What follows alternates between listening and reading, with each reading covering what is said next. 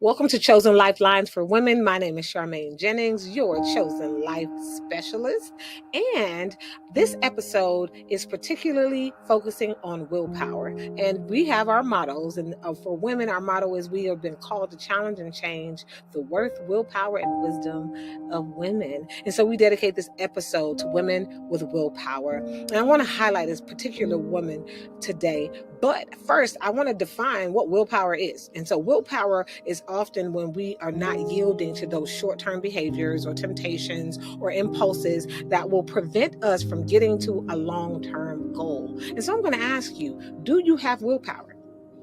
What are those things that get in the way of you accomplishing that long-term goal? I mean, for example, sometimes the turn of the year, people make all of these promises to themselves about what they want to accomplish, but it boils down to willpower. Do you have it?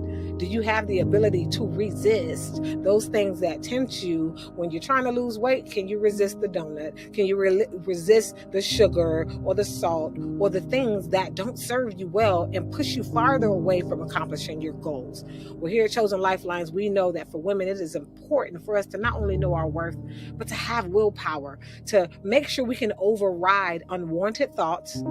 Thoughts are very important.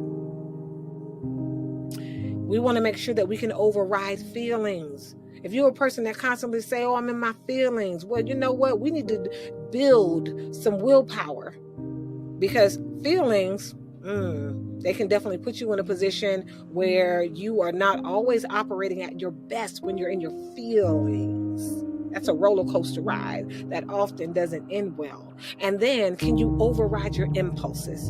And so I know I used to definitely have an ice addiction. People are like, okay, is that a real addiction? It really is. It really is, when everybody in your family is affected by this addiction. And so really, willpower supports, it builds that muscle for you to just conquer these addictions, right? And then everyone doesn't do it on their own. I mean, I definitely rely on my faith. And so I want to highlight a woman with willpower.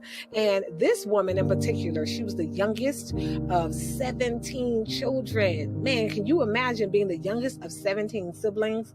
But she greatly benefited during the time that she was in being the youngest, because things were shifting in her community. She got an opportunity to go and get a great education, and that yielded great results from her. She became one of the highest ranking women in government, and she was pretty much promoted that rank by President Franklin Roosevelt, and that she became the director of the Negro Affairs of National Youth Administration.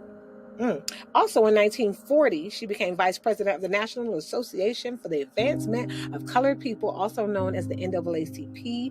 She went on to be on the advisory board, and she created the Women's Army Corps in 1942.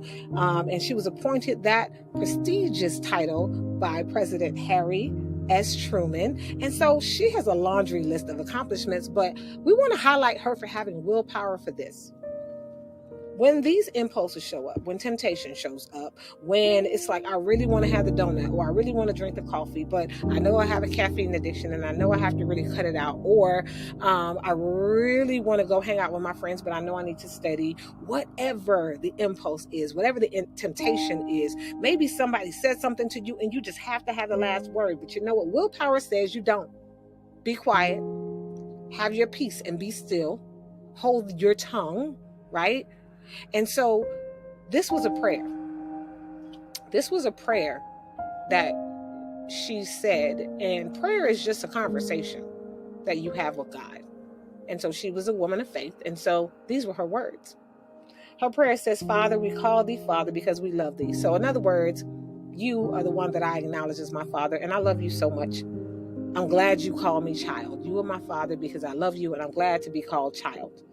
I want to dedicate my life to service that extends through willing hands and a heart, and to the betterment of mankind. So she says pretty much, it is my prayer that I will have a willing heart and hands.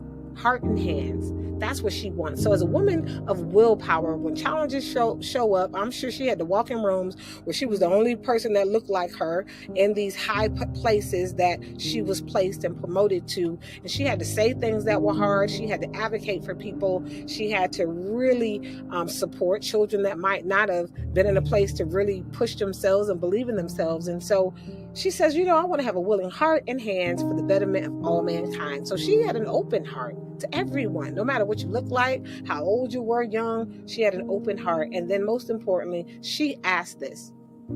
She asked for strength, courage, faith, and humility, so that she would be able to do the work that was assigned to her. So as a lifelong educator, a leader, innovator, and someone who had to push boundaries, walk in rooms where probably no other women before her have gone into, and for her to be that brave and courageous, again, she had the willpower. She had the ability, when I'm sure that self-talk might have been negative, and she had to push past that, have the willpower to say, you know what? A lot of people might say I should quit. Why am I doing this? Why should you have to be the first one to go, do, say? And you know what? She did it. And her prayer was, give me strength, give me courage, give me the faith, right? And the humility. Ooh. Because sometimes we get strength, courage, and we have faith, and we get so bold and stuff that, you know what? Are we operating in humility? So this is a great prayer. This is a great conversation to have with the Most High, the person that you believe in and that you has a loudest voice in your life. And so she is a woman of willpower. And so I ask you, do you have willpower?